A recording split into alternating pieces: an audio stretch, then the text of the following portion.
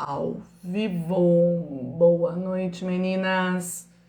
Vamos continuar a nossa conversa que tivemos na semana passada. Começamos semana passada falando sobre os estudos dos filhos.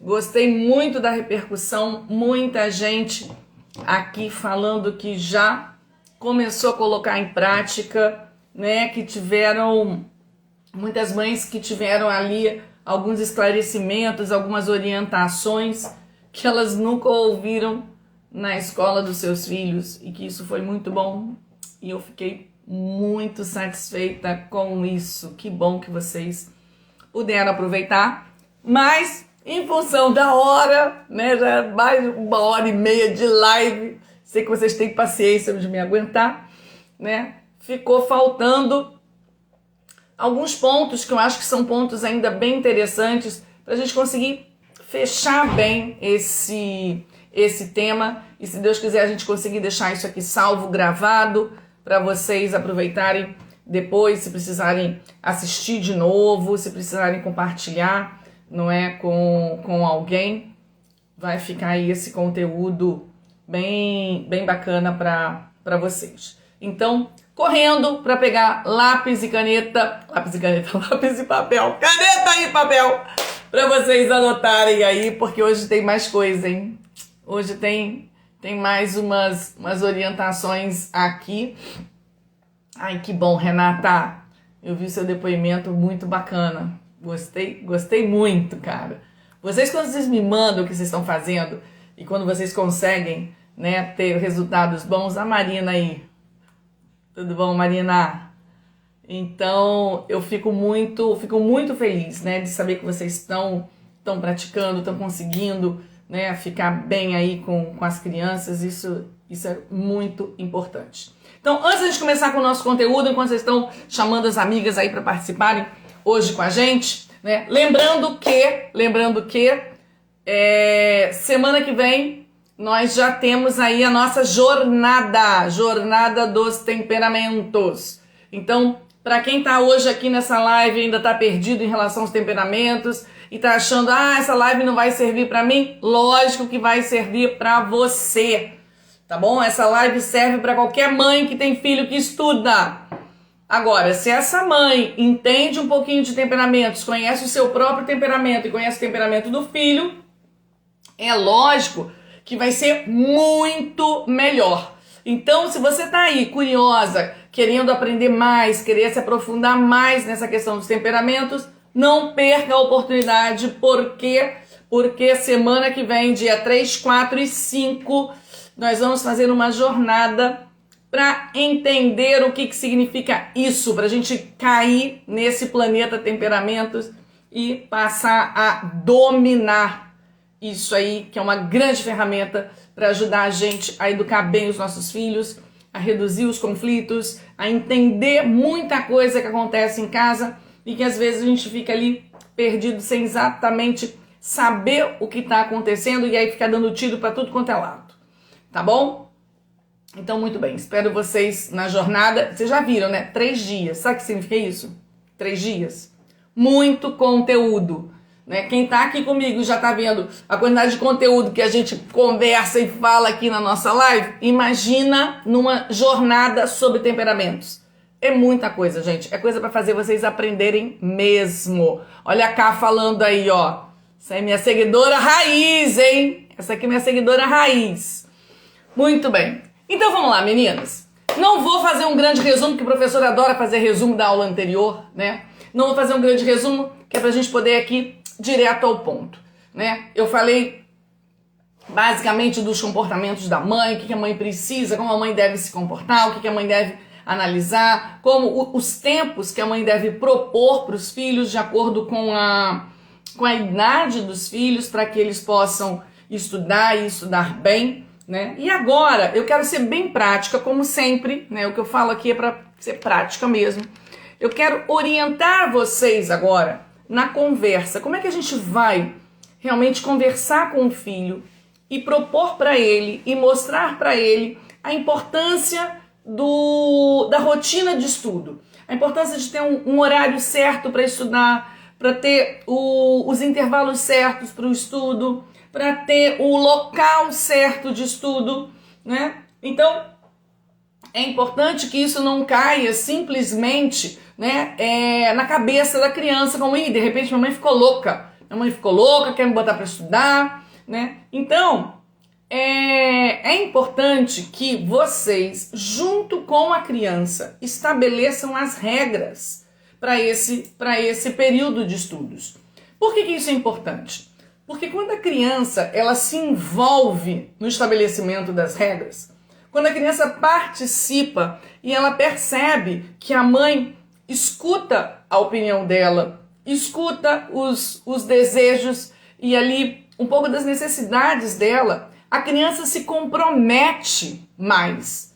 Ela se compromete de verdade, tá bem? Então, se a gente chega com tudo muito pronto, né, a criança tem essa sensação de que, putz, né, mamãe tá aqui me atochando essas ideias, tá me obrigando. Tá? E dependendo do temperamento, a criança vai resistir mesmo, né? Se é uma criança colérica, ela vai resistir totalmente a essa imposição. Então, o que eu recomendo? É lógico que você vai pensar antes, você vai estruturar isso antes, né? Você vai pensar no melhor horário, nos intervalos de acordo com a idade, você vai pensar no melhor local, você já vem com tudo isso mais ou menos na sua cabeça.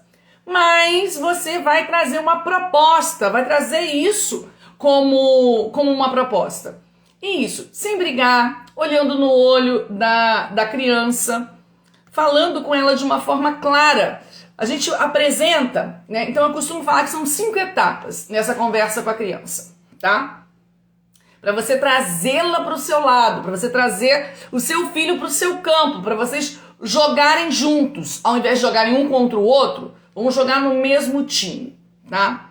Então a gente apresenta, né, a constatação de um comportamento que não está apropriado. Olha, meu filho, papai e mamãe estão aqui, né? Nós percebemos que você não tem estudado de forma adequada, né?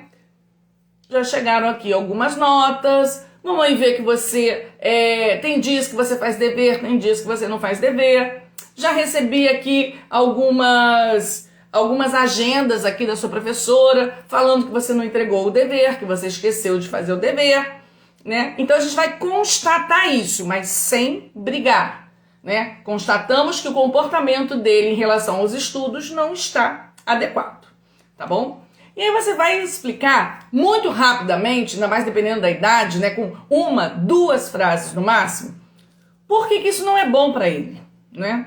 Então, meu filho, o dever de casa é algo muito importante, é algo que te ajuda a fixar os conteúdos, é algo que vai permitir que você aprenda a estudar, ou seja, quando você for mais velho, meu filho, você vai ter condições de estudar mais e melhor.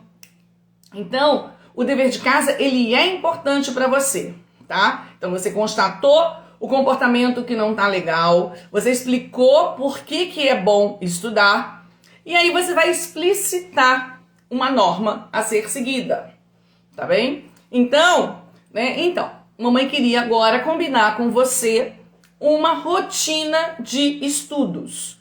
Eu quero fazer um combinado com você. Aí, vamos deixar um parênteses aqui para a gente rechear esse parênteses depois do que a gente vai conversar, tá bom? Como é que a gente vai fazer esse combinado dessa norma. Depois é importante que seja explicitada a consequência caso a criança não cumpra com esse combinado, né? Então a gente vai combinar, como ficou lá um tempão, parará, e ele vai combinar, vai topar, mas não basta ficar nesse nível.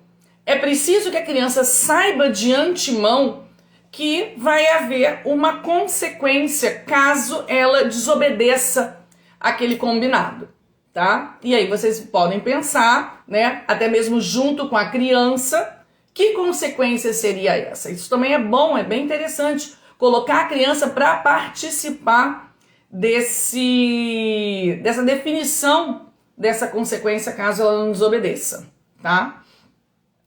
E no final a gente encerra a conversa, né, reforçando que nós estamos fazendo isso para o seu bem, porque nós te amamos, porque nós queremos o melhor para você. Nós somos pais que se importam de verdade com seus filhos, tá? Então, vamos lá. Então, são 5 as etapas. Apresentar a constatação do mau comportamento, que é no caso, né, não está estudando adequadamente. Explicar 2. Explicar por que isso não é bom para a criança. 3. Explicar qual vai ser a norma a ser seguida. Então, na verdade, seria conversar sobre isso com ele, tá?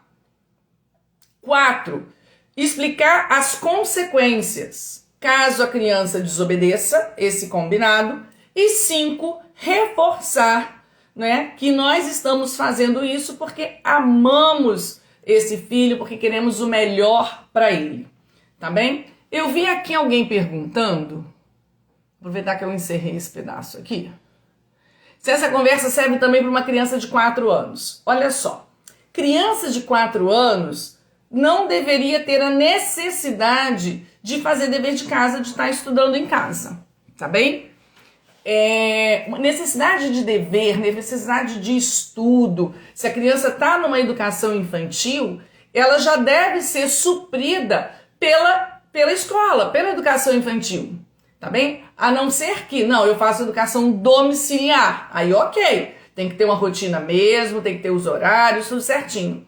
Agora uma criança com 4 anos, né, o que você vai fazer para reforçar, digamos assim, o estudo dela? Leitura, você vai ler para essa criança, tá bem? Ou então você vai botar essa criança para colorir, né? Para poder reforçar aí a questão da coordenação motora fina dela, né? Colorir uns pedacinhos bem pequenininho, bem coloridinho dentro da linha, tá? Então é isso, uma criança de idade pré-escolar não cabe ainda, ela não tem maturidade para uma conversa como essa, para entender que ela tem que ter uma rotina de estudos em casa, tá? A própria escola já deveria.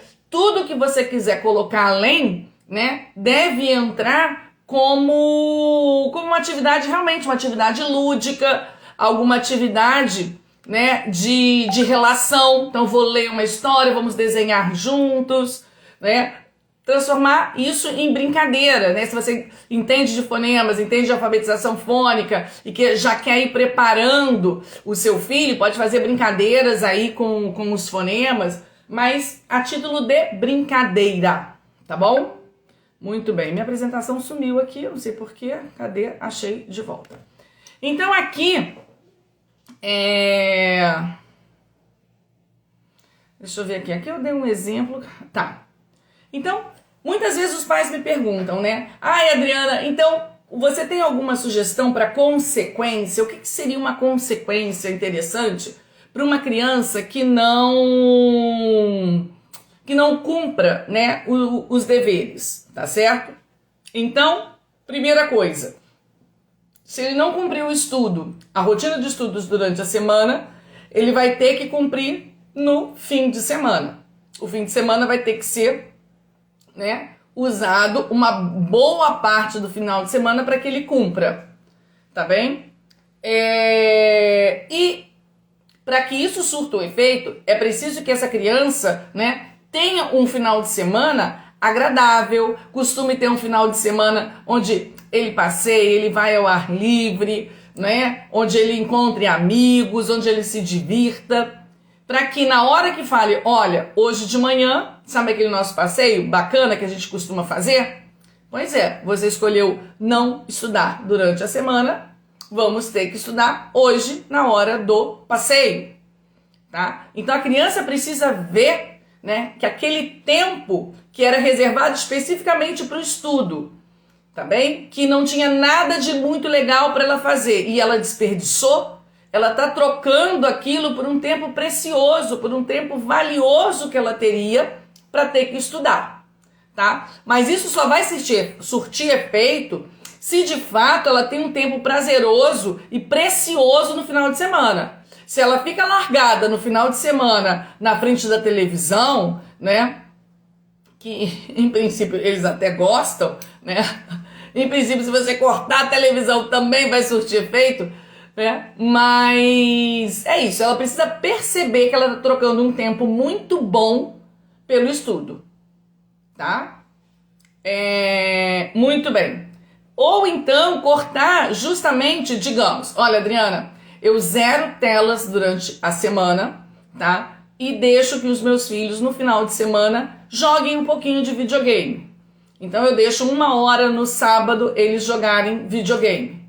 Então um combinado pode ser esse. Olha só, quem não cumprir a rotina de estudos durante a semana vai ter que cumprir essa rotina na hora do videogame.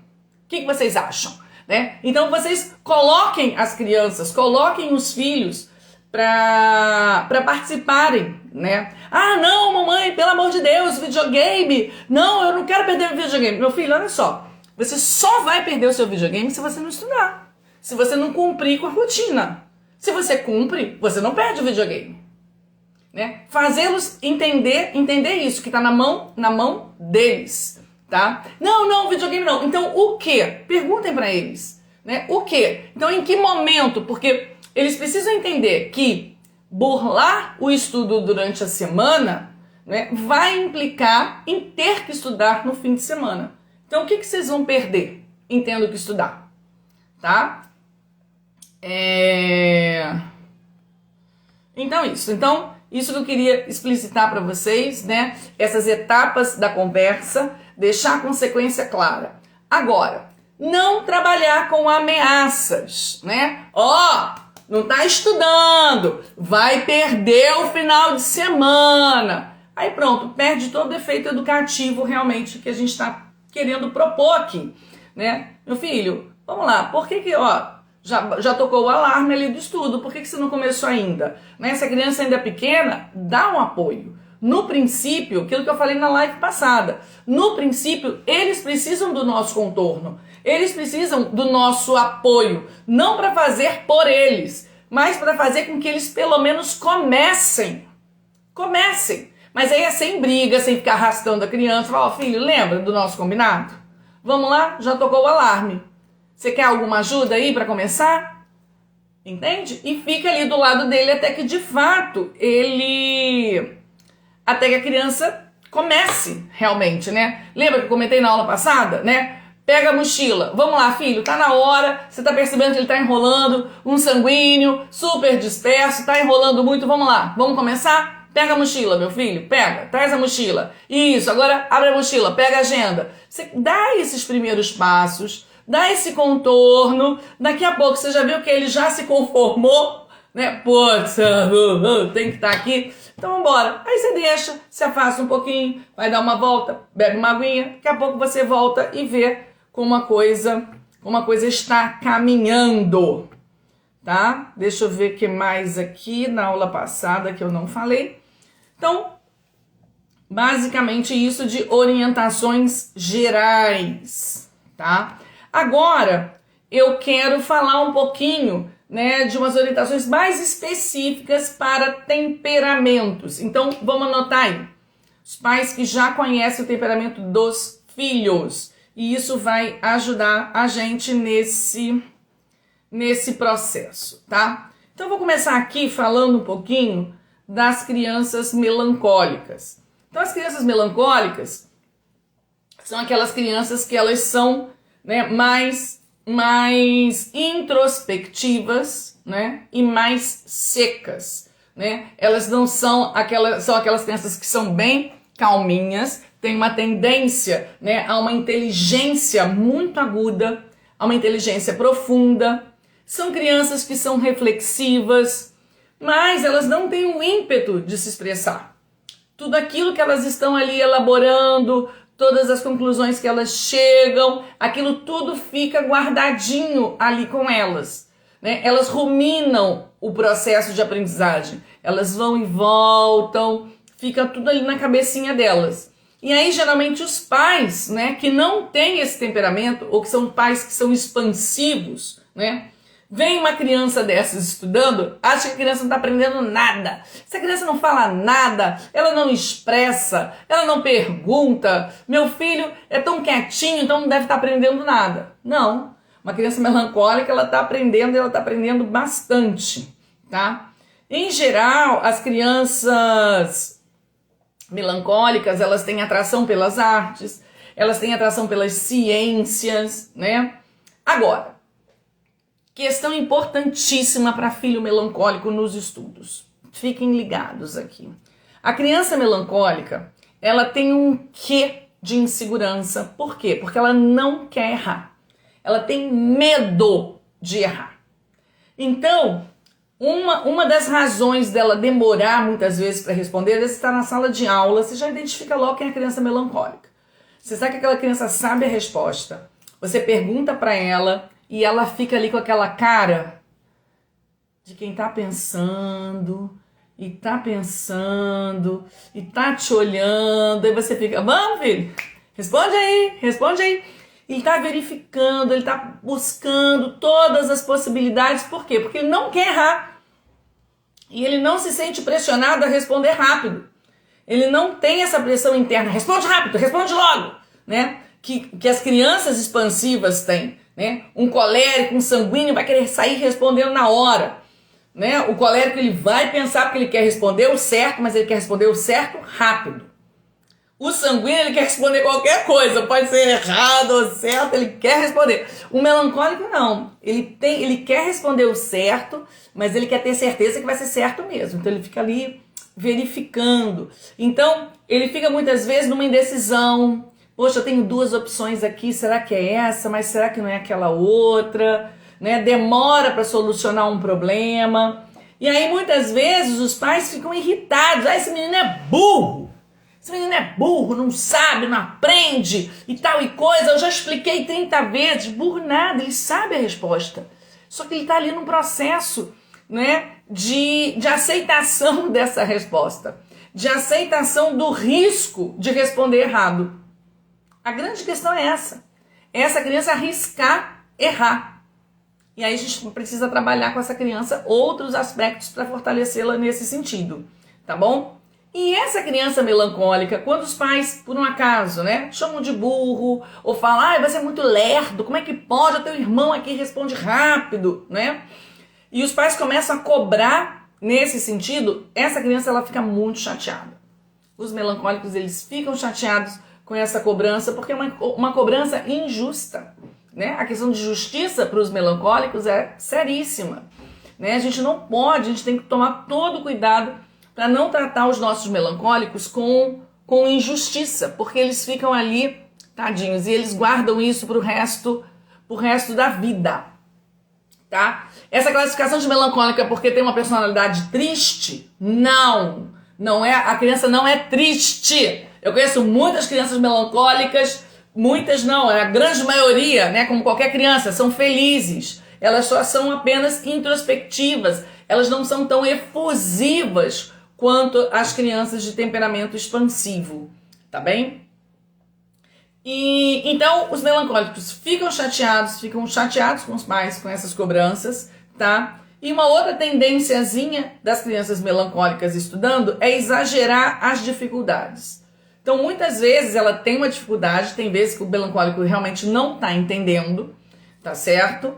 E ela fica ali, ai meu Deus, eu não entendi nada, isso tá muito difícil, eu não consigo, ou então tá começando a aprender tabuada e não consegue logo decorar a tabuada, então eu não vou conseguir nunca, esse negócio de tabuada é muito difícil, né? Não, calma, é difícil, mas você consegue, você é inteligente, você é capaz, vamos lá, eu vou te dar um apoio, vou te ajudar, tá bem?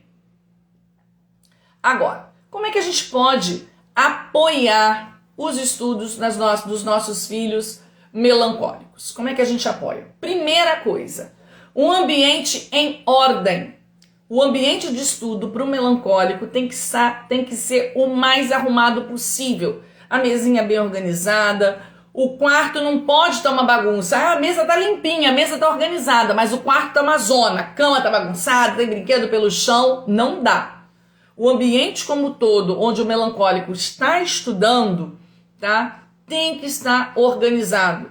O estojo organizado, com os lápis apontados, né? Agora é você que vai organizar o estojo dele? Não. É você que vai apontar os lápis dele? Não. Você vai colocar ele para fazer isso, tá bem? Para que na hora que ele vai estudar, ele tenha o máximo de ordem possível. É você que vai arrumar o quarto dele? Não. É você que vai arrumar a mesa dele? Também não. Você vai ajudá-lo, você vai orientá-lo para que ele faça isso. E aí você vai colocar isso dentro da rotina de estudos dele. Tá bem? Para quê? Para que na hora que ele comece a estudar, o quarto esteja todo organizado. Porque isso vai fazer com que a cabeça dele se desprenda desse ambiente e se volte de fato para o foco que é o estudo. Tá bom? Outra coisa, rotina muito bem estruturada. Tá? Os melancólicos, eles precisam da rotina, todos eles precisam, mas os melancólicos ali bem estruturadinha, tá? Depois, sempre elogiar o seu melancólico, sempre, tá? Elogiar a capacidade, elogiar o capricho, elogiar os resultados, né? Então as mães melancólicas e as mães coléricas, né? A criança tirou um 8, ai, 8? Ai, nota, né? Podia ter tirado um 10. Ei, que isso, né? Vamos elogiar esse 8, sim, tá bem? Né? Então aquela mãe colérica, né? A criança tirou 7, a criança veio toda feliz. Olha, 7?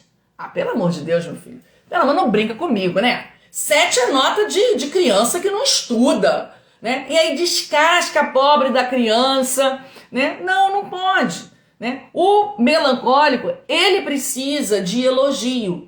E ele precisa de um elogio, digamos assim, um pouquinho acima do tom. Por quê? Porque o melancólico, ele tem, digamos assim, né, um filtro, uma casca muito grossa que impede, tá certo? Que essas palavras penetrem nele logo. Que esses elogios penetrem logo nele.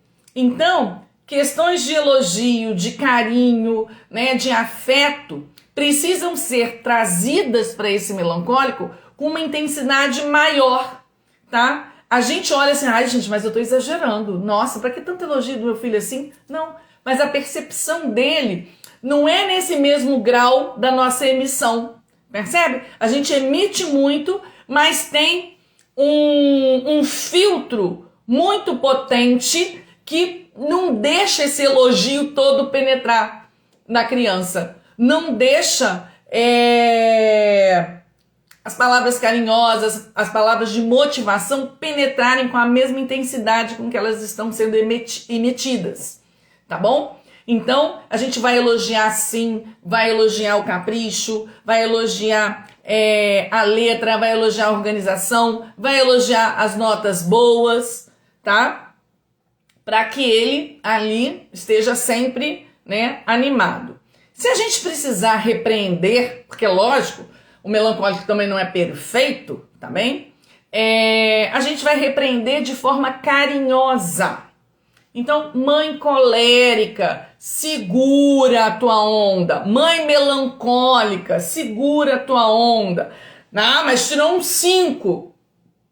Ok, precisa ser repreendido, né? Precisa de uma conversa, mas de uma forma carinhosa. Ah, mas eu repreender um 5 de uma forma carinhosa, eu não tô educando. Tá, vai por mim. Tá educando o seu melancólico sim, tá bom? Com carinho, repreenda com carinho. Vai surtir muito mais efeito, tá bom? Sempre que seu filho melancólico te pedir uma ajuda, te pedir uma explicação, vamos explicar com calma. Calma. Olha a vibe do melancólico, é outra. A vibe dele é outra, é mais lenta. Então você vai ter que fazer com que a sua onda, a sua frequência entre na frequência dele, né? Vai explicar, explica com calma. Ah, Adriana, não tem a menor paciência, não tem a menor calma. Então não explica. Não explica, pede para a professora explicar. Se o seu marido é mais tranquilo, pede para o marido explicar, né? Mas se não, ó, filho, mamãe não sabe disso. Mamãe... Ou então, abre o jogo. Olha, mamãe hoje não tá com muita paciência. eu acho melhor você pedir essa explicação para sua professora, pede para explicar de novo para você, tá bom? E outra coisa, né? Como o melancólico ele tem muito medo de errar, a gente precisa mostrar para ele que errar é natural, errar faz parte do processo, que quando a gente erra, a gente acaba que aprende melhor, a gente aprende com o erro, faz parte desse processo todo aprender com o erro. Então não é vergonha errar, tá? Que o erro é uma oportunidade, que um erro não é um fracasso, tá? E isso tem que ser repetido, ó, mantra na cabecinha dos nossos melancólicos, ok? Muito bem. Vamos falar agora das nossas criancinhas fleumáticas, tá? A criança fleumática, ela é uma criança também introspectiva, né? É uma criança mais tranquila também, ela é reflexiva, ela é ponderada, ela é observadora, ela é detalhista. Mas qual a diferença, né? Muitas vezes, qual a principal diferença entre uma criança fleumática e uma criança melancólica? Respondendo assim, a diferença de crianças típicas fleumáticas e crianças típicas melancólicas, né? A criança fleumática, ela é mais, digamos assim, ela é mais soltinha, ela é mais leve, ela é mais dispersiva, entende? A criança melancólica não, você sente, né, como ela é seca, você sente a coisa bem batida, bem estruturada, ela é bem firme, uma criança bem firme. A fleumática não. A fleumática é aquela que é introspectiva, mas tá sempre de boa, tem sempre um sorriso ali, não é? Ela não é uma criança séria, porque como ela tem a umidade que envolve, né? Ela consegue estar buscando ali agradar as pessoas. Não que o melancólico não possa fazer isso, tá? Mas é uma coisa muito mais natural para a criança fleumática, tá? O pessoal tá falando aqui, não encontrou o Telegram, porque acabou que eu tirei o link dos questionários lá do Telegram. Quem quiser depois me manda no direct, que eu mando o linkzinho dos questionários direto para vocês, tá bom? Eu mando o link direto do Telegram para quem quiser ver os questionários depois. Só me pedir aqui no dedo. Adriana, cadê o questionário? Aí eu mando para vocês, tá bom? Então, vamos voltar para cá. Foca aqui, deixa o questionário para depois. Muito mais, sobre o parênteses aqui, ó. Muito mais importante do que o questionário, o que vai ajudar muito mais vocês a identificar o temperamento dos filhos vai ser a nossa jornada, tá bom? Compareçam na jornada. A jornada vai ajudar muito mais. Quem está comigo há mais tempo sabe, né? Lá nos meus destaques eu coloco a observação. Você entender realmente o que significa cada temperamento e observar bem o seu filho, né? Ajuda muito mais a gente, esclarece muito mais a gente do que simplesmente um questionário. Porque às vezes o questionário pode dar empate na pontuação. Como você está lendo aquela pergunta sozinha, você não está sabendo exatamente o que eu quero saber com aquela pergunta. Às vezes a gente fica na dúvida do que vai responder, né? Então, entender o temperamento, saber observar, conhecer bem as características para você pensar e definir o temperamento é muito mais confiável que o questionário. O questionário pode dar uma ajuda também, pode dar, às vezes, dar um norte. Mas ele dá um norte muito melhor quando a gente já entende alguma coisa. Então, com a jornada, vocês já vão entender. Tá bom? Então, vamos voltar para cá para as nossas crianças fleumáticas, tá? Então, reflexivas, ponderadas, observadoras, detalhistas, são crianças pacientes, tá bem? Só que são crianças passivas. São crianças que elas não se propõem desafios, não se propõem metas, tá certo? São crianças que tiram uma nota baixa, não se importa, tá tudo bem, estão sempre de boa, né? Aí a mãe faz aquele escândalo, como é que pode, meu filho, você tirou um 4? Ai, mãe, tá de boa, calma, mãe, tá tranquilo, né? Ele de fato, ele não tá de gozação com a tua cara. Ele acha isso mesmo, né? Ele tá tranquilão. Então as crianças fleumáticas também são crianças dispersas. Elas são dispersas em sala de aula, tá? E isso principalmente quando elas são mais novas. À medida que os fleumáticos vão amadurecendo, tá? E vão sendo bem educados, bem orientados nessa questão de foco, eles acabam adquirindo foco e muito foco, tá?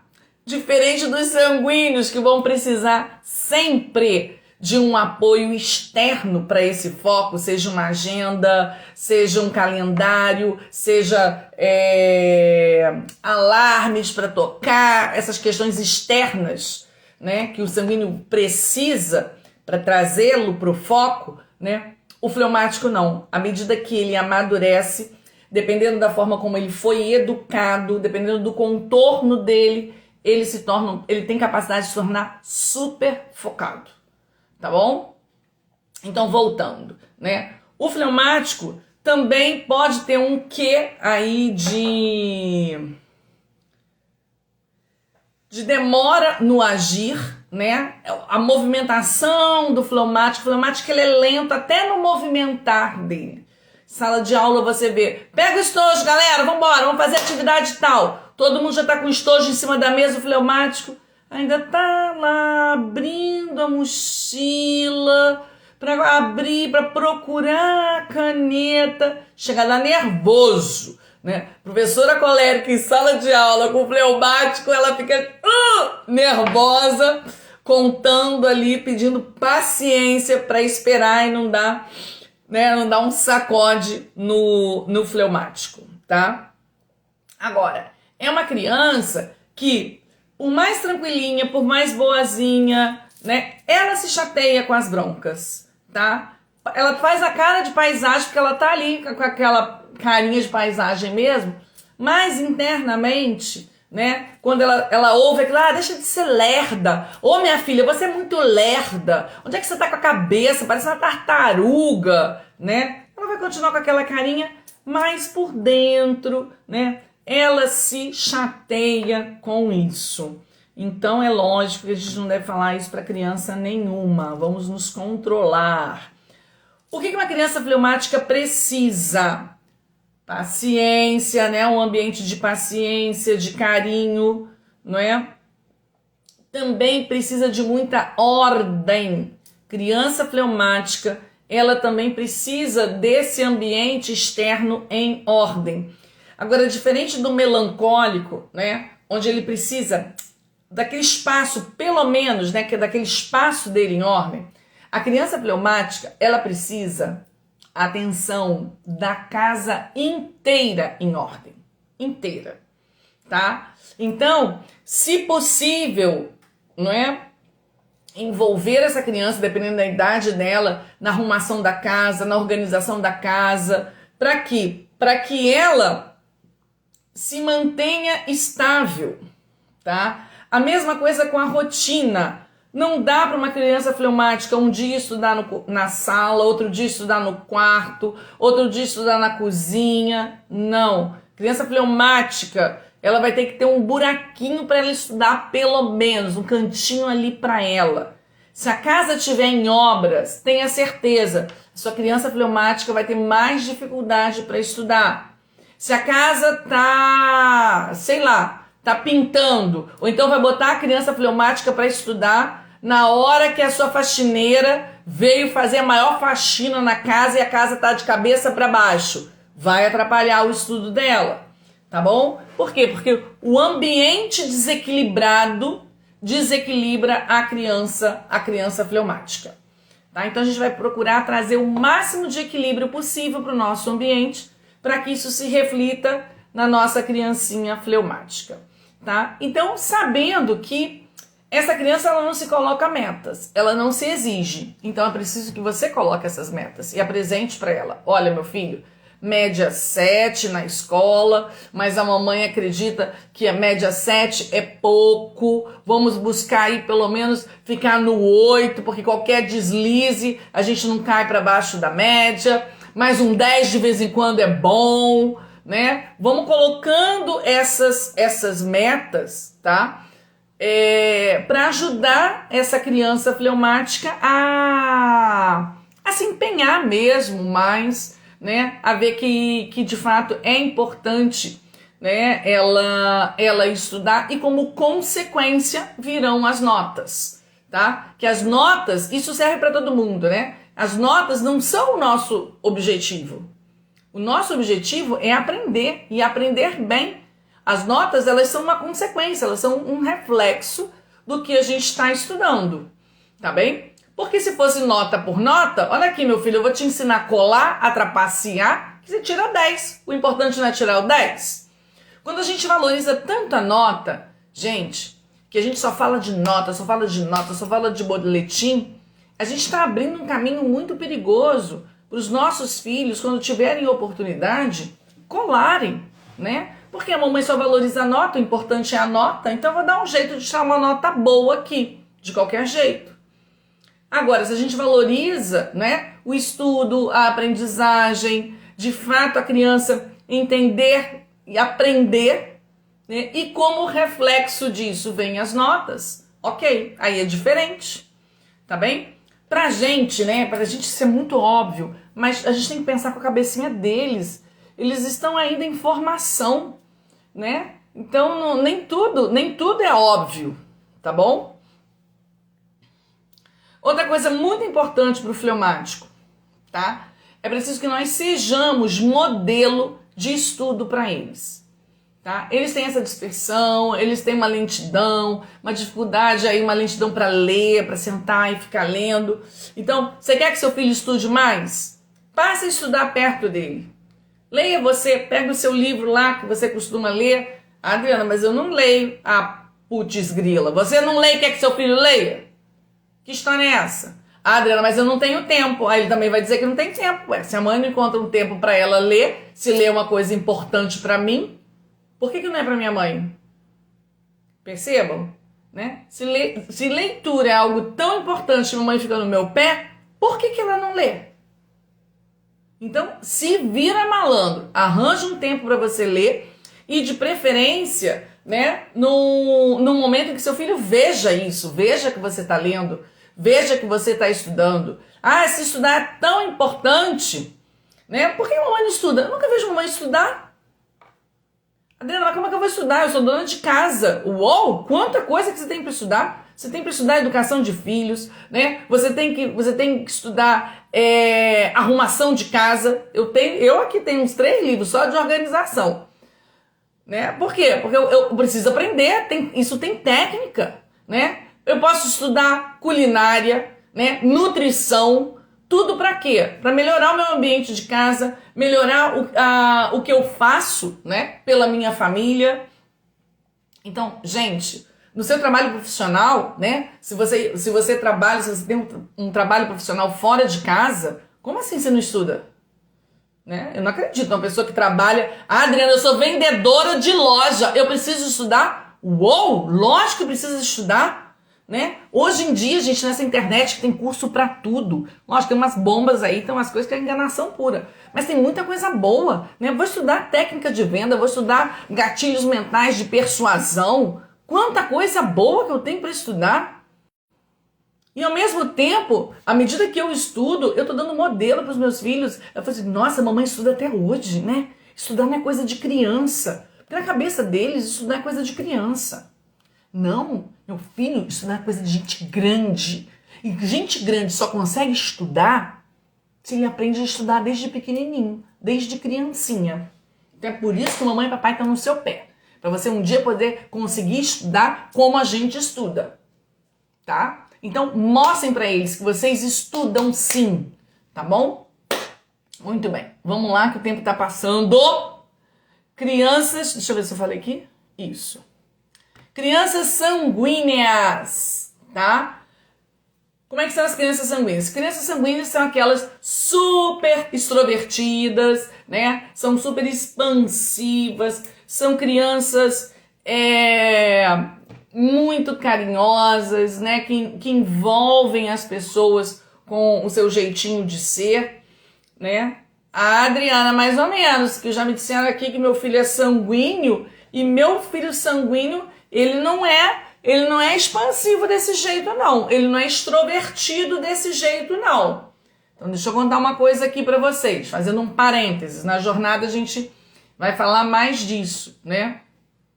Crianças sanguíneas, anota isso. Crianças sanguíneas que não têm as suas autonomias. Até fiz publicação disso agora, esses dias, ontem, anteontem, sei lá, anteontem.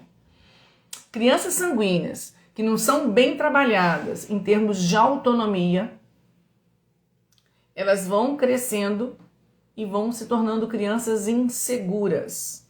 E se além de não terem as autonomias trabalhadas, se essas crianças têm pais super protetores,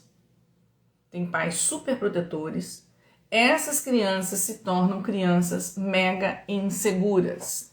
E o que faz uma criança insegura, né? Uma criança tímida, que tem medo de se colocar, né? Ela se fecha. Ela, né? Principalmente na rua, né? O comportamento dela é... Aí você olha, nossa, que criança quietinha, que criança, né? Que criança introspectiva. Muitas vezes, né? Dificilmente, tá? Nesses meus anos todos aqui de trabalho, dificilmente eu pego alguém que chega assim e fala pra mim: ah, Adriana, eu tô na dúvida se o temperamento do meu filho é colérico ou fleumático. Uou! Temperamentos opostos, completamente distintos. Não tem como ter essa dúvida. E realmente, não aparece aqui. A não ser que uma pessoa muito louca, nunca ouviu falar de nada, sai respondendo qualquer coisa e acha que fleumático pode confundir fleumático com colérico. Agora eu vou dizer pra vocês, cansa de aparecer mãe aqui que observa o filho ou que responde questionário e fala: Adriana, o que acontece? Meu filho tem características de sanguíneo e melancólico. Meu filho tem características... E como é que pode isso? Se são temperamentos opostos. Pode sim. Por quê? Seu filho, né, passou por uma situação de um ambiente de deseducação que transformou, né, para esses momentos externos, o seu filho numa criança fechada ali. E esse fechamento é um fechamento de insegurança. Então a gente precisa trabalhar isso, tá? Então, forma da gente prevenir isso num sanguíneo: dando autonomia para ele, não super protegendo. Deixa o sanguíneo se virar, deixa o sanguíneo quebrar a cara, deixa o sanguíneo se machucar, não tem problema. É isso que vai trazer para o sanguíneo, né, força, casca, para poder enfrentar aí os desafios dele, tá bom? Muito bem. Então, voltando aqui para a criança sanguínea no ambiente de estudo, a criança sanguínea aprendendo, né? Então, os sanguíneos, principalmente os pequenininhos, né, eles se envolvem no processo de aprendizagem através da ludicidade, da fantasia, né? Mundo da imaginação. Então, quanto mais a gente entra nesse mundo, mais a gente cativa a criança sanguínea, tá? Ah, mas não dá, meu filho já tem 14 anos, eu não vou ficar aqui, né, no mundo da fantasia. Óbvio que não, né? 14 anos e o seu filho já devia ter um mínimo de maturidade para não precisar ficar falando da Branca de Neve, né, e dos 7 anões para atraí-lo aqui para o conteúdo que eu preciso passar para ele, tá? Mas a criança aí, uma sanguínea até 7, 8 anos, dependendo, tá? A ludicidade vai ajudar e vai ajudar sim, né? Trazer, não o tempo todo, né? Mas principalmente nos momentos de dispersão, que eu percebo que a criança tá ali dando aquela viajada, né? Como é que eu trago ela para mim? Com algum aspecto de fantasia, com algum aspecto de história, né? Que vai... algum personagem que essa criança goste, né? Eu posso usar esse personagem num exemplo que eu vou dar, tá certo? Isso vai dar um clique nele e vai trazer essa criança ali para você, tá? A criança sanguínea em sala de aula ou durante o estudo, ela é extremamente curiosa, ela é exploradora, né? Então ela quer fazer perguntas, ela quer participar da aula. Agora, é uma criança que pensa falando. Ela pensa falando, tá? Então, enquanto que o melancólico fica lá dando voltas no pensamento dele, tá pensando tudo lá dentro, o sanguíneo só pensa fora. Não pensa lá dentro, só pensa fora. Meu filho, para de falar, pelo amor de Deus. Calma, deixa ele falar um pouquinho, né? Presta atenção no que ele está falando. Por quê? Porque pode ser que ele esteja pensando. Ele está pensando. Só que ele precisa falar, ele precisa ouvir esse pensamento dele que sai aqui da boquinha dele, tá? Porque é a forma que ele tem de confirmar a aprendizagem dele, tá? Outra coisa, sanguíneo aprendendo, ele está, em movimento. Quase que eu derrubei minha luz aqui.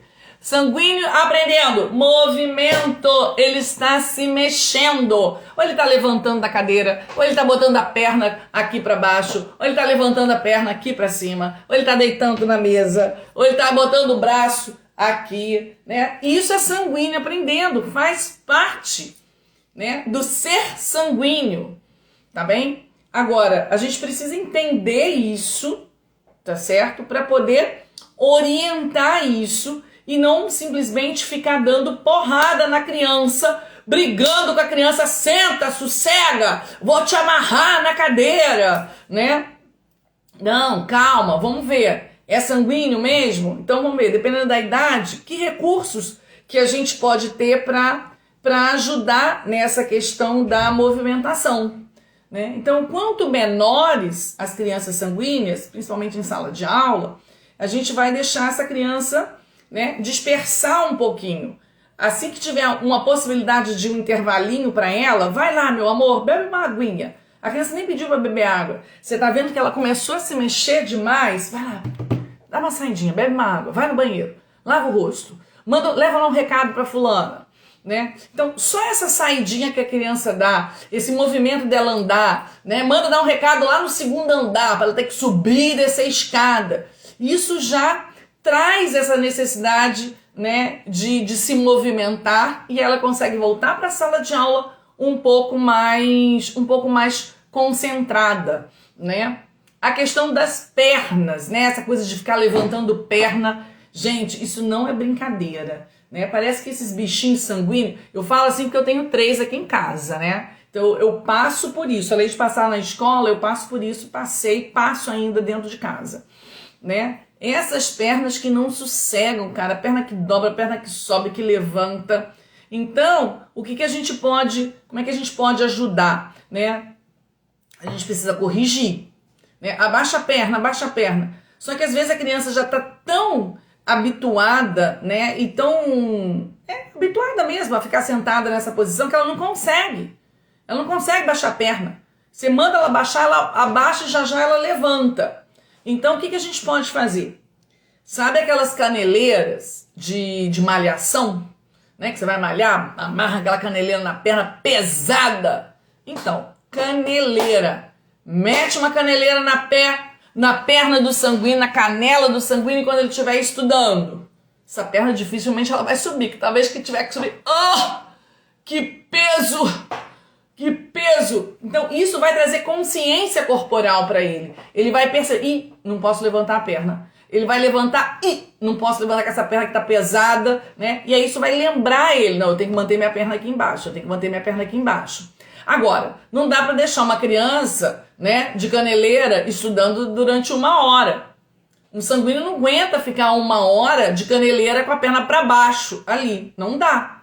Né? Então você vai colocar essa caneleira naqueles momentos mais cruciais que você precisa realmente de mais foco, de mais postura, né? É um momento de escrita. Ele precisa escrever, desenvolver melhor ali, se organizar melhor no caderno. Caneleira para fazer isso, né? Um momento de leitura, uma outra coisa, de estudar tabuada. Aí, beleza. Se é para decorar alguma coisa, né? Vai decorar poesia. Lá na escola a gente trabalha muito isso, né? Decorar poesia, tabuada, tem que saber tudo de cor. Então, essas coisas, deixa se movimentar.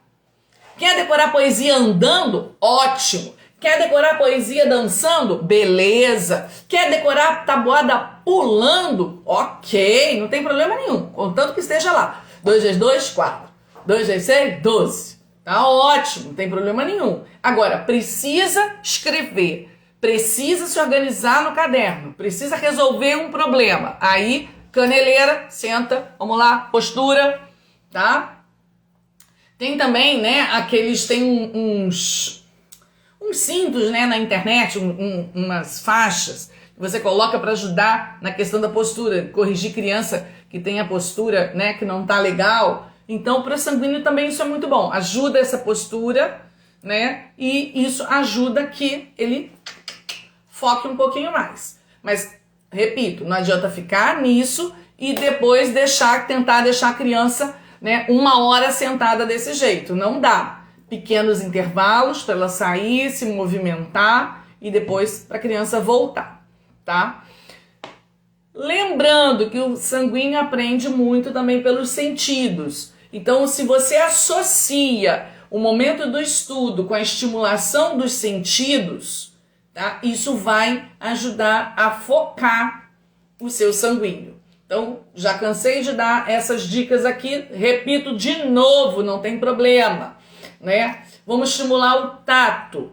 Então eu posso estimular a mão, mas espera aí, geralmente a mão ela precisa para poder escrever. Então, meio complicado de estimular a mão nessa hora, né? Então eu vou estimular o tato através do pé, não é? Eu boto aqueles aparelhinhos de massagem de madeira que a criança, né, esfrega o pé e tem umas bolinhas, os negocinhos, ou boto um tapete grosso, né, um tapete de sisal e a criança fica esfregando o pezinho ali enquanto ela tá estudando, né? Tô estimulando o tato ali, né? Se é uma coisa, isso, que ela tem que decorar, então ela não precisa usar o lápis ali, ela só tem que ler. Ela pode estar ali com uma massinha, apertando uma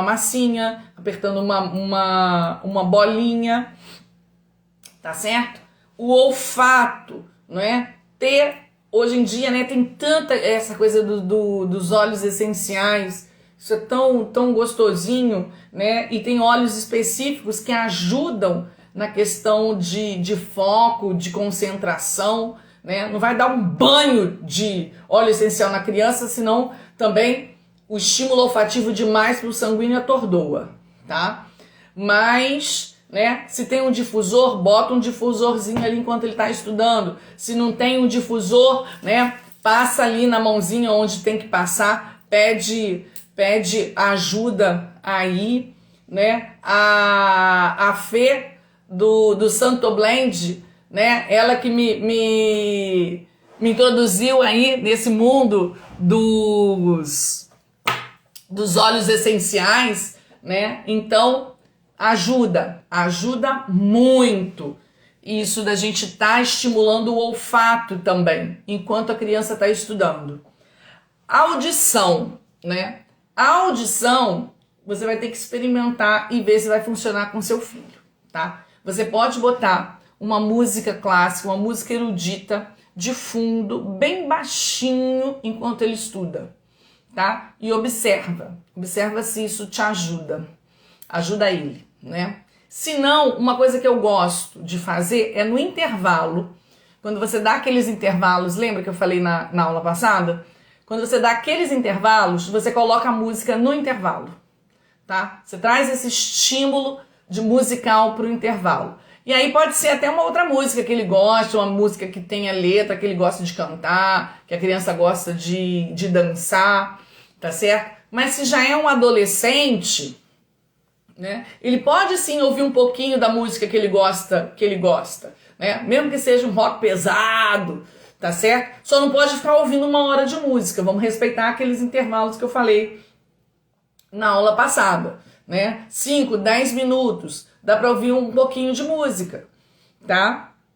Outra coisa, né? Vai beber uma água, bebe uma aguinha gelada, já tá estimulando aí o paladar. Dependendo da criança, né? Tá num processo muito difícil, você pode deixar umas frutinhas ali do lado dela para no intervalo ela comer alguma coisinha, tá bem? Não vai entupir a criança de comida enquanto ela estuda, tá? Não vamos fazer isso, não é para entupir criança de comida sanguínea. Ah, porque a Adriana falou que tem que estimular o paladar. Eu fiz aqui 500 brigadeiros, 700 pipocas. Não, uma frutinha, uns pedacinhos de maçã, umas uvinhas ali, uma coisa que a criança goste, né? E que ela tem ali no intervalinho um pouquinho para estimular esse paladar, tá bom?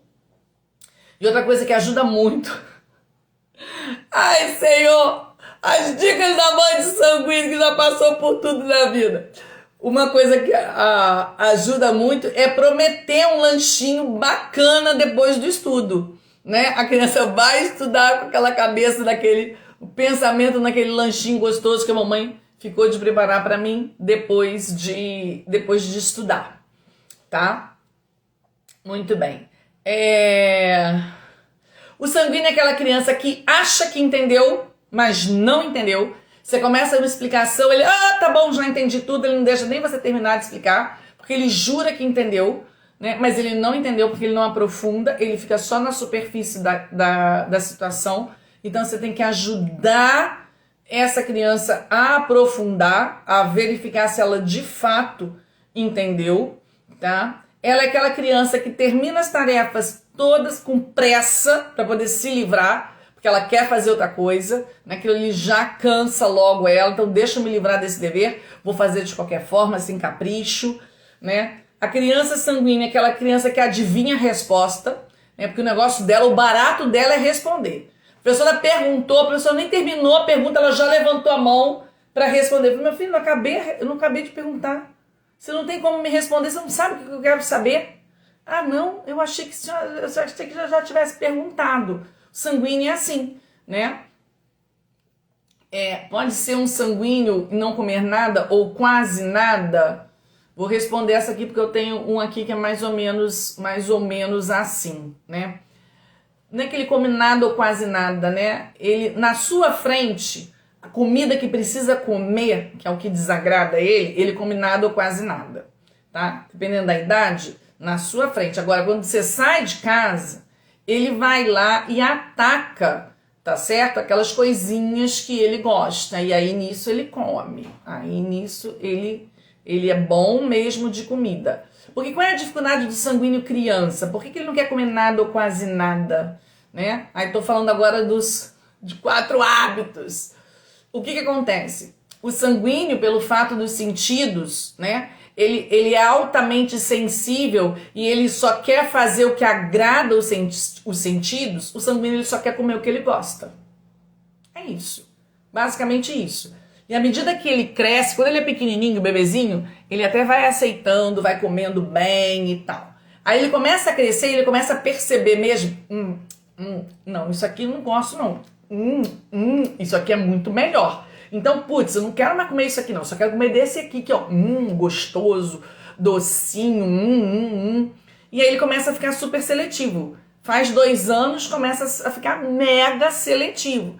Que é quando ele consegue perceber e ter consciência dessa questão dos sabores mesmo. E ter consciência de que ele pode interferir nisso. Tá certo? Então, o sanguíneo que não come nada é aquele sanguíneo que a gente acabou permitindo que ele se tornasse de fato seletivo, que ele só comesse o que ele gosta. Então, por isso que é muito importante para a criança sanguínea a gente dar aquela insistida para que ele saia provando de tudo, para que ele coma de tudo, porque isso é uma forma da gente trabalhar aí a força de vontade dos sanguíneos. E depois que eles crescem, né, o adolescente aqui de casa é assim, né? Tem que comer, aqui tem que comer mesmo, comer de tudo, sempre foi assim, né? Mas vai comer pouco. Não bate pratão, não bate pratão. Agora, vê se deixar, né? Faz lá 5 crepiocas com queijo, com um monte de coisa, né? Se deixar, come bolo também, come um bolo inteiro de uma vez, né? Ou então, quando faz, né? Porque mega cozinheiro, faz um brownie maravilhoso, né? Mas por quê? Porque adora, gosta, se deixar come também, um tabuleiro de brownie. Agora bota um bife na frente dele. Ai, bife. Não, se bem que o bife, tadinho, o bife ele gosta. Tem outras coisas aqui que fica numa coisa, mas agora não, agora já tá ficando super...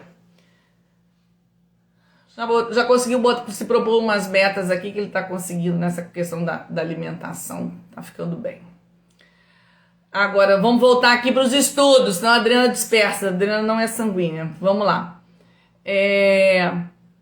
Isso, o sanguíneo ele precisa de um público para se relacionar, tá certo? E confirmar a sua aprendizagem, né? O sanguíneo, então isso gera muita dúvida nas mães, né? Na hora de escolher uma escola para o sanguíneo, né? Que tipo de escola eu coloco? Ou se eu faço ensino domiciliar, né? Porque o sanguíneo ele traz vários dilemas para as mães, né? Poxa, na escola os professores não conseguem trabalhar bem essa dispersão dele, né? Não conseguem entender e não conseguem trabalhar a dispersão do meu filho. Se eu educá-lo em casa, eu consigo isso. Só que o sanguíneo ele tem uma necessidade de relacionamento e de confirmação do grupo para a aprendizagem dele. Então, ele sozinho, mesmo que seja com você, ele vai ressentir, ele demanda. A não ser que você tenha lá, não, eu tenho um grupo em casa, eu faço educação domiciliar, eu junto 5 crianças, já tem um grupinho, já tem uma turminha aqui. Ok, mas para ele ficar sozinho mesmo, ele vai ressentir. Não só pela questão das amizades, das brincadeiras e tudo mais, mas no próprio processo de aprendizagem, onde ele precisa de uma confirmação de grupo para consolidar de fato essa aprendizagem dele, né? Aí outro dilema, eu vou colocar numa escolinha que é super lúdica, que não é tão exigente, e aí o meu filho vai dar conta. Tá, vai dar conta, mas vai dar conta e vai ficar na mediocridade. Ele não vai conseguir superar, ele não vai conseguir alcançar metas altas. Por quê? Porque ele não foi levado a isso, né? Então, na escolinha paz e beleza, né? Ele vai ficar nisso, em paz e tudo para ele é beleza, tá certo? Não, mas a outra escola é muito exigente, ele não consegue acompanhar, ele fica ali, coisa... Pois é, então, qual é a melhor escola? Vai depender de quais são as suas metas educativas para o seu sanguíneo, tá certo? O que você quer de fato para o seu filho, né? E como você vai lidar com isso. Se você tem condição de compensar o que aquela escola, o que falta na escola que você escolheu, tá? Se você tem condição de compensar isso, e aí você vê, olha, eu tenho condição de compensar nesse sentido. Então, beleza. Então, você escolhe uma escola, né, que você consiga compensar. Não, eu queria muito essa escola aqui, mas o que falta nessa escola, eu não consigo compensar para o meu filho sanguíneo. Então, essa não é a melhor escola. Não sei se eu fui clara, né? Então, não existe uma regra, tá? A escola, sim, a melhor escola para sanguíneo. Não existe regra. A melhor escola para um sanguíneo é uma escola onde a escola entenda de sanguíneos, saiba trabalhar sanguíneos, saiba orientar pais de sanguíneos. Essa é a melhor escola para um sanguíneo, tá bom? Vamos lá. Como é que a gente vai apoiar crianças sanguíneas? Já falei aqui várias coisas, né? Deixa eu ver se eu deixei de falar alguma coisa. Dá sempre oportunidade para essa criança se expressar, né? Não adianta mandar o sanguíneo calar a boca e ficar quieto. Você já respondeu? Deixa os seus amigos responderem também, tá? Deixa os amigos responderem, mas tem que deixar o sanguíneo também responder um pouquinho, né? Um pouquinho a mais do que os outros, né? Não prolongar a conversa com o sanguíneo quando ele começa a reclamar. O sanguíneo começa a reclamar, e começa a reclamar de estudo, e começa a argumentar. Não caiam nessa esparrela de dar corda para reclamação e justificativa de sanguíneo. Sanguíneo quando justifica, sanguíneo quando começa a reclamação, você corta na hora. Tá bom, já entendi o seu ponto. Anotada a sua reclamação. Agora volta pro estudo e continua. Não, porque aquela professora, ela fez isso, ela fez aquilo. Meu filho, eu já anotei a sua reclamação. depois eu vou dar conta dela. Agora, o foco é o seu dever de casa. Senta e faz. Tá bem? Porque se você for ouvir a reclamação da professora, aquilo vai desenrolar, a oportunidade que ele estava esperando para escapar do dever, de fazer as coisas que ele precisa fazer. Tá certo? Então, não dá corda para reclamação do seu sanguíneo. Tá bom? Fala assim, meu filho, deixa para reclamar aquela hora que você ia jogar videogame, que eu te liberei pro videogame, naquela hora, você vem conversar comigo, ao invés de jogar videogame, você vem falar mal da sua professora, você vem reclamar do livro, você vem reclamar do, sei lá, do que for, nessa hora. Aí você vai, na hora que for videogame, então vem cá conversar um pouquinho, quer aquela sua reclamação mesmo, o que era mesmo? Aí no instantinho ele esqueceu do que ele estava reclamando, nem lembra que existe professora. Tá? Então não caiam nessa de ficar dando corda para reclamação de criança sanguínea, tá? Outra coisa, verifiquem se a criança não está com fome antes de começar a estudar. Vai botar a criança rotina de estudo. Alimenta essa criança antes. Sanguíneo com fome, ele só vai pensar em comer. Tá bem? Ele não vai ter foco. Tá? Então essa é uma dica para a sala de aula também, para as professoras. Tá? Tem a criança sanguínea. Tá vendo que a criança sanguínea está muito agitada? Já sabe. O professor já tem o olho treinado. Cara, tá com fome. Tá com fome. Ih, meu Deus, mas tá longe da hora do almoço. Amor, vem cá, vai lá. Vai lá na cozinha. Pede lá uma maçãzinha, 2 fatiazinhas de maçã e come. Tá? Tem professor lá no colégio que já deixa a coisa organizada lá com a cozinheira, já sabe.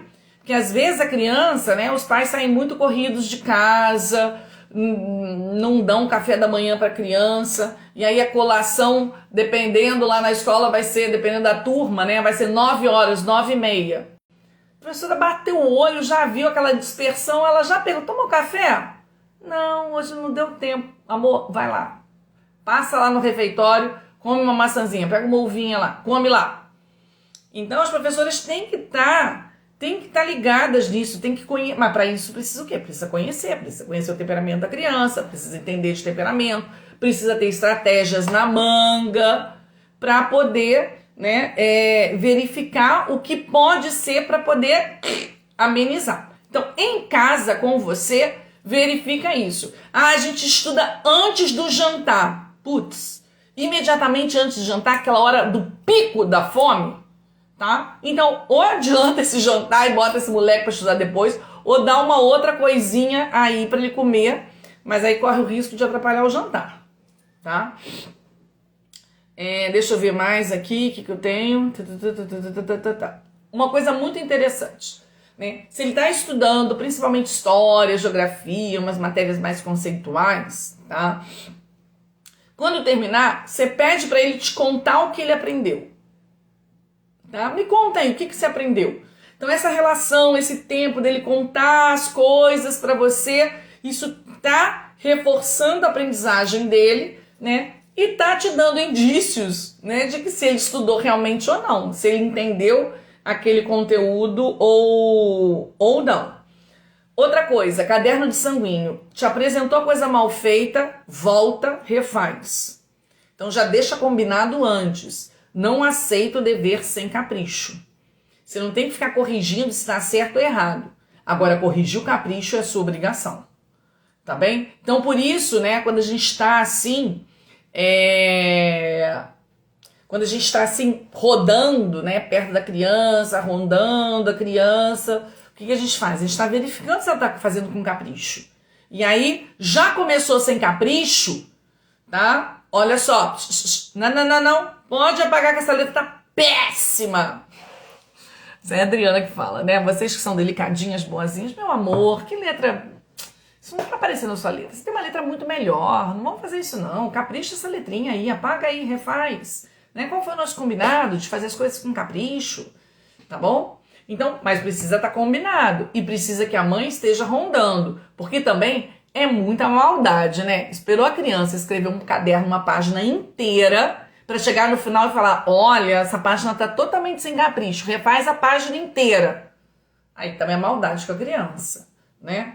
Então, o ideal é que a gente, né, esteja ali por perto para mal a criança comece, pelo menos no início, né? Sejam espertas. A criança mal começou. Primeira frase, você já dá o tom, né? Opa, letra tá bonita, gostei de ver, hein, filhão? Beleza, muito capricho, continua assim que a mamãe gosta, assim que tá bom, tá? Ou então, nossa, essa letra aqui não tá parecendo sua letra não, né? Ainda mais se fosse sanguíneo, né? Foi incrível Hulk que chegou aqui e escreveu isso pela madrugada. Que letra mais esquisita. Vamos melhorar essa letra aí, meu filho? Paga essa tranqueira aí, vamos fazer uma letra melhor, né? Então, logo no início, você já dá o tom. Você já dá a sua expectativa, né? Você já baliza isso para a criança, tá? E tudo que a criança começa a fazer o sanguíneo terminar. Não deixa o sanguíneo deixar as coisas pela metade, tá bom?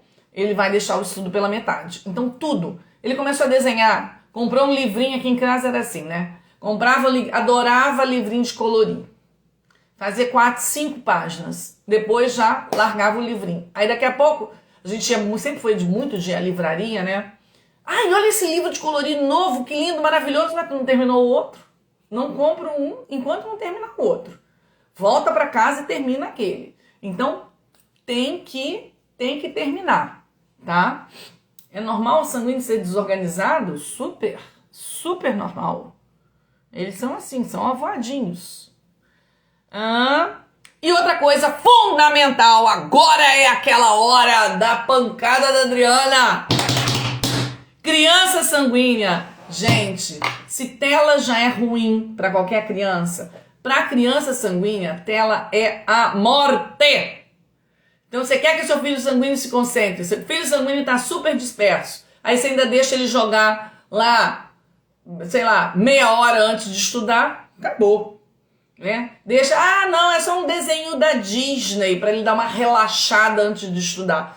Vai ver o tamanho da relaxada que ele vai dar, vai ver como é que ele vai encarar o caderninho de caligrafia, os 10 probleminhas de matemática que ele tem que fazer depois de ter ficado nas telas. Não vai, não vai. Aí não adianta botar a culpa nele, porque não é dele não. É sua que deixou ele ficar nas telas, tá bom? Então, o moleque gosta de um videogame, gosta de assistir um desenho da Disney, final de semana, se tiver estudado direitinho durante a semana, dentro dos combinados. Aí, ok, tá?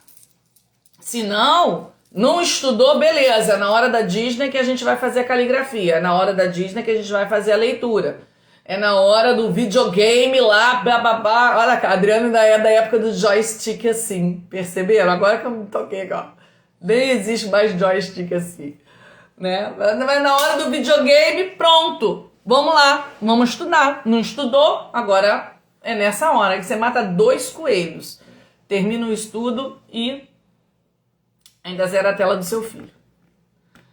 E finalmente as crianças coléricas. Por que a Adriana deixou a criança colérica por último? Porque a Adriana sempre deixa o mais fácil por último, né? Então tem coisas que os coléricos são os primeiros e tem coisas que os coléricos são os últimos. Por quê? Porque as crianças coléricas, tá? Quer vocês queiram, quer vocês não queiram, as crianças coléricas, elas têm mais facilidade para aprender. Elas têm mais facilidade para se organizarem. Elas têm mais facilidade para se proporem metas, para se organizarem nos estudos, para quererem se destacar nos estudos. Os estudos, muitas vezes, né, é a oportunidade que o colérico busca para brilhar, para aparecer, para mostrar o quanto ele é maravilhoso, ok? E ele, em geral, ele é maravilhoso mesmo. E ele consegue se destacar mesmo. Se você tem um colérico aí que não está se destacando, que está indo mal nos estudos, verifica, porque a culpa é tua. Você deve estar fazendo alguma coisa muito ruim dentro de casa, deve estar educando muito mal essa criança, deve estar oprimindo muito o seu colérico, ok? Por quê? Porque a natureza do colérico é a criança já com 6 anos, antes disso, né, dependendo da escola, né, do quanto essa escola estimula, né, mas assim, via de regra, uma criança colérica né, com 6 anos, precisa da ajuda de ninguém. Se ela está bem sentada, tem uma professora que explica direitinho, ela vai. Ela não vai precisar da sua ajuda. Ela mesma vai se comprometer com os deveres de casa. Ela mesma vai querer, ela vai dar bronca na mãe. Ô mãe, que história é essa de inventar agora de sair? Eu tenho que ir para casa fazer meu dever. Né? Ela tem um senso de responsabilidade muito grande. Né? Ela tem um senso de dever e de alcançar metas. Né? Aí ao contrário, a gente tem que ir menos colérico. Não, mas eu tirei 9,5. Como? Eu fui tirar 9,5. Eu tinha tudo para tirar 10. Você tinha tudo para tirar 10, mas a vida é assim, nem sempre a gente tira 10, né? Então o colérico é o contrário. A gente tem que ajudar o colérico a maneirar a cobrança que ele tem muitas vezes, né, em relação aos estudos, né?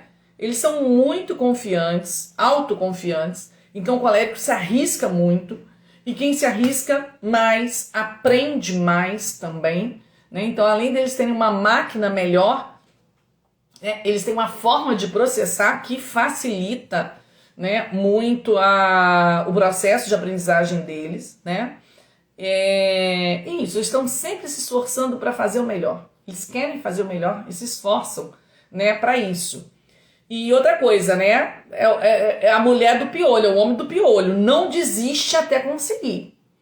Encontrou um desafio, aquela coisa tá difícil, para tudo, porque eu vou resolver esse problema agora. Sou eu que vou resolver. Eu tenho que ficar aqui até eu conseguir fazer, né? E aí, algumas vezes, se irrita. Né? Se irrita porque não conseguiu, tentou, achou que já ia conseguir, não conseguiu, o que faz? Pega o caderno e vapa, pum, taca na parede, pega o estojo, dá um chilique, né? Aí você vai, meu Deus, que chilique é esse? O que tá acontecendo? Né? Ah não, porque errou um problema, ou então porque tirou 9,5, sai chutando a mochila na escola porque tirou 9,5, não tirou 10, né? Então, isso aí a gente precisa, né, dar uma atenção para ajudar o colérico a não dar ataque de pelanca, chilique por bobagem, né? E mostrar para ele, olha, é natural errar faz parte. Você errando, você está aprendendo mais, né?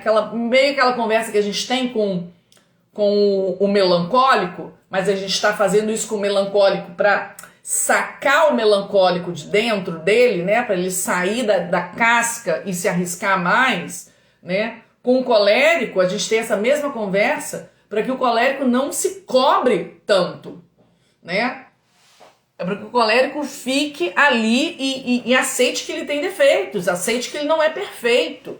Ele precisa entender isso. Então, os coléricos com os estudos, esses são os maiores desafios, né? Eu tenho esse desafio aqui em casa também, né? É justamente o contrário, meu Deus! Muito bem, o que mais que a gente tem aqui? Para sala de aula com criança colérica, o que a gente tem que ter? Sempre atividade extra, né? Atividades mais difíceis, porque o colérico ele acaba de fazer o dever rápido, né? Ele já pensou muito antes de todo mundo, e quando você estava explicando o dever, ele já estava fazendo, já tinha acabado. Então ele não pode se sentir à toa, ele não pode ficar à toa. O colérico à toa, em sala de aula, ele apronta. Colérico à toa, em sala de aula, ele vai provocar, ele vai querer chamar a atenção de alguma forma, né? Ainda mais se ele estiver competindo com uma professora que bate de frente com um colérico, que não sabe que ele é colérico, que não sabe lidar com colérico, vai ter a tendência, professor que é colérico também, vai ter a tendência de bater de frente, aí aquela sala vai virar um vulcão, tá certo? Então tem que deixar muita atividade extra e atividade difícil, tipo desafio mesmo. Ó, isso aqui nem aluno lá de Harvard conseguiu resolver, quero ver se você consegue resolver isso aí, moleque. Bota lá pro moleque fazer, né? Isso, porque a criança colérica, ela não consegue esperar os amigos, né? Não consegue esperar os amigos que são mais devagar. Então, geralmente, tem uma certa dificuldade de fazer trabalho em grupo, porque a tendência do colérico é assumir tudo no grupo e fazer tudo pelo grupo, porque ninguém sabe fazer direito, todo mundo é lerdo, todo mundo é fraco. Então tem que orientar muito a criança colérica quando ela tá num trabalho em grupo, ou então ela faz o contrário, né? Ela se recusa a entrar no grupo. Eu de jeito nenhum chego em casa chorando. O que aconteceu? Aquele grupo terrível que me colocaram, só tem gente burra. Não quero entrar naquele grupo. Aí você pergunta, quem mais é inteligente naquela turma? Ninguém. Então, meu filho, vai fazer trabalho sozinha. Como é que pode? Trabalhar em grupo. Tem que ter alguém, então ajuda os seus amigos, né? Então, vai mostrando. A gente precisa muito ensinar os nossos coléricos, né, a ajudar os amigos, né, a ensinar os amigos. Isso é uma rota muito boa para tranquilizar os coléricos, eles se acalmarem e ficarem de boa na sala de aula, né? Então, professoras, peçam ajuda para os seus alunos coléricos, coloquem eles como professores também, né? Ajudando, apoiando um amiguinho, aquele que terminou primeiro. Olha aqui, senta do lado desse seu amigo, dá um apoio para ele, mas você explica, não é para você fazer pelo seu amigo, é para você orientar. Fica de olho, se o seu amigo errar, você fala, opa, amigo, não é bem assim não, presta atenção, tá bom? Deixa eu ver quem mais.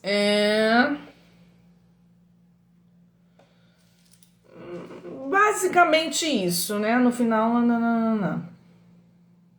Isso, evitar sempre os embates, né? Tanto na sala de aula quanto em casa. Percebam isso. Quando a gente entra num embate com uma criança colérica, a não ser que você domine o temperamento do seu filho, que você entenda tudo de criança colérica, tá bom? Que você tenha capacidade de se autodominar, que você tenha uma estratégia bem pensada, tá bem? Aí você pode até arriscar um embate com seu filho colérico.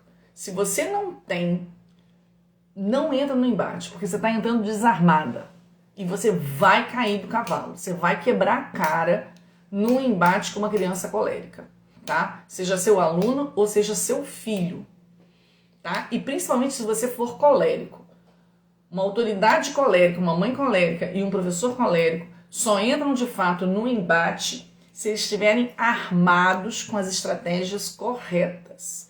Porque senão você está dando tiro no pé, você está se ferrando muito, porque você está se diminuindo diante dessa criança. E essa criança, você está, né, usando os termos da moda, você está empoderando essa criança contra você. Você está mostrando para ela que ela pode sim entrar no embate com você e que você vai ficar ali nesse embate, ali nas cordas, no box. Você está nas cordas. Entrou no embate sem saber o que fazer com o colérico, você está nas cordas e o colérico está ali só te dando murro, tá bom? Mas, Adriana, como é que eu faço isso então? Você assiste a jornada, que você vai começar a entender tudo isso, né? E no meu curso, né, dos temperamentos, guia prático de temperamentos para mães, é justamente onde eu entro com essas estratégias. Eu vou trazer, né, eu apresento no curso as melhores estratégias para a gente trabalhar com cada tipo de temperamento. Não só para estudos, mas para tudo na vida. E quando a gente aprende, né, uma regra geral para as estratégias gerais, a gente já pode aplicar essas estratégias para tudo. Para estudo, para lazer, para que mais? Para o nosso dia a dia, para alimentação, para dificuldades de relacionamento entre crianças, para o desenvolvimento espiritual, para uma vida, né, um adolescente que está começando aí numa perspectiva de futuro, de vida profissional, de escolhas. A gente tem armas, a gente tem estratégias aí que a gente pode aplicar para tudo, para tudo. Eu não consigo, né, às vezes, né, durante o curso, tem algumas alunas, né, que vão lá e perguntam, Adriana, e como é que eu faço, né, que estratégia para fazer tal coisa? Aquela coisa específica do específico do específico. Aí eu falo, olha só, para e pensa, dá uma olhada lá. Tudo que eu coloco de estratégia é aplicável até para o específico do específico. Você vai só transportar aquilo para aquela situação. Transporta aquela estratégia para qualquer situação. Então eu dou um leque de estratégias que você vai poder aplicar para tudo. Dificilmente aparece alguma coisa que aquilo que eu apresento lá, você não pode usar. Não tem como usar, você precisa de uma coisa de fora, né? Que eu não tenha falado. Tá bom? Então é isso. Essa aula de hoje é um exemplo disso, né? A Adriana que entende de temperamentos, que percebe como eles funcionam, e aí eu foco no quê? Foco no estudo. Né? Foco no estudo. Para mim é muito mais fácil, por quê? Porque eu sou diretora de escola, eu trabalho com escola, né? Trabalho em sala de aula há 30 anos, dirijo uma escola há 10 anos, estou dentro de sala de aula, então para mim fica muito mais fácil eu digerir tudo isso e já trazer aqui mastigado para vocês, tá bom? Então essa era a minha ideia, deixar tudo mastigadinho, muito prático, para vocês já colocarem em prática. Tá bom, meninas? Vou salvar isso aqui. Quem não assistiu a aula da semana passada, tá salva lá no meu IGTV. Procura lá minha última live, tá salva lá no IGTV. Assistam. Essa aula de hoje é um complemento daquela aula, tá? Divulguem isso para as mães dos amigos dos seus filhos que estão com dificuldade com o filho na escola, que não sabem o que fazer com o filho para estudar, né? Fala lá, ô amiga, encontrei uma mulher louca, a mulher grita, a mulher berra, mas a mulher fala umas coisas interessantes que dá pra gente aproveitar, tá bom? E encontro com vocês semana que vem, ao vivo, na nossa jornada. Espero vocês todas. Depois, quero comentários aqui pra mim, falando o que vocês já estão praticando, tá? Quem tiver já com o filho estudando, tira foto, manda alguma coisa pra mim, pra eu ficar bem contente aí com o resultado de vocês. Tá bom, queridas? Beijo pra vocês.